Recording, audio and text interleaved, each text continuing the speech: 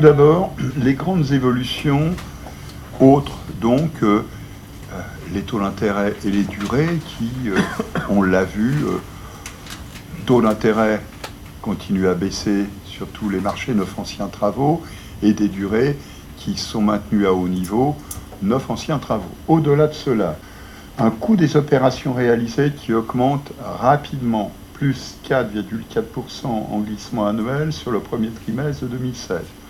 On était à 2% d'augmentation en 2015.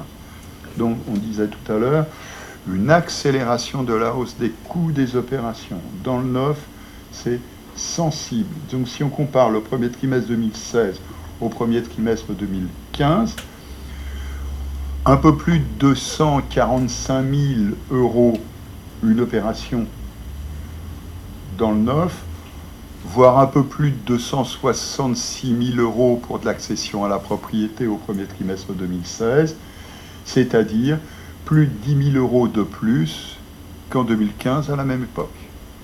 Donc une augmentation des coûts des opérations. Dans le même temps, les revenus des ménages qui réalisent ces opérations augmentent doucement, 0,6%. Toujours pareil en glissement annuel. Ils avaient légèrement reculé en 2015. Derrière cela, on a évidemment la transformation du marché. Ce qui caractérise le début de l'année 2016, dans le neuf, c'est un redémarrage sensible de la primo-accession à la propriété. C'est l'effet prêt à taux zéro. Mais dans le même temps, ça signifie que du coup, l'apport personnel moyen continue à baisser. En 2015, premier trimestre, en moyenne, 19,4% de taux d'apport personnel. 2 points de moins cette année, 17,3%. Et cela est comparable si on ne regarde que l'accession à la propriété. Donc, début d'année, on est sur ce mouvement, qui est le mouvement auquel on s'attendait.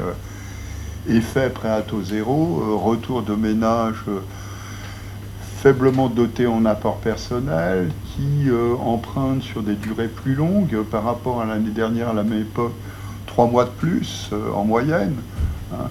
Des ménages qui empruntent sur des durées plus longues et qui sont confrontés à des évolutions de prix, de coûts, qui sont des évolutions sensibles. Maintenant, on disait, on est sur un marché qui se transforme. Ah oui, une des expressions de cela, les moins de 35 ans, les jeunes. Augmentation importante du pourcentage des jeunes, 48,4%. En 2016, on était 46,8% l'année dernière. Augmentation aussi de la part un petit peu, stabilisation de la part des 35-45 ans, mais recul de la part des plus de 45 ans. Ça signifie que finalement, sur un marché de l'accession, où le nombre d'opérations progresse de plus de 20% sur un an glissement annuel, il avait progressé de 4,2% en 2015. Eh bien, on est sur une part des plus de 35 ans qui progresse, donc ça signifie que le nombre de moins de 35 ans augmente de 24,5% sur un an. Et si on prenait donc la répartition du marché par tranche de SMIC, on observerait la même chose. C'est-à-dire 40,4% de moins de 3 SMIC en 2016, nous étions à 36% l'année dernière à la même époque. Ça signifie finalement qu'on est ici sur une augmentation du nombre d'accédants modestes sur un an, 35,1%. Effet prêt à taux zéro, c'est sûr, dans le secteur de la maison individuelle, sans aucun doute. Et donc là, on est bien sur un marché qui s'est redéployé, qui se redéploie très rapidement, conséquence de l'amélioration du prêt à taux zéro, conséquence de l'évolution des conditions de crédit, que l'on va lire maintenant sur l'indicateur de solvabilité de la demande, qui atteint sur le premier trimestre un de ses niveaux les plus élevés depuis le début des années 2000, et qui se traduit par une augmentation de la production, puisque si on prend le premier trimestre 2016 en glissement annuel, plus 11,2% pour la production, plus 9,2% pour le nombre de prêts. On est donc là sur une évolution, sur une progression qui est assez différente de celle qu'on observe sur l'ensemble du marché. Et cela se traduit ici, on le voit bien, par une augmentation en année glissante de 23,5% de la production en avril et de 18,7% du nombre de prêts.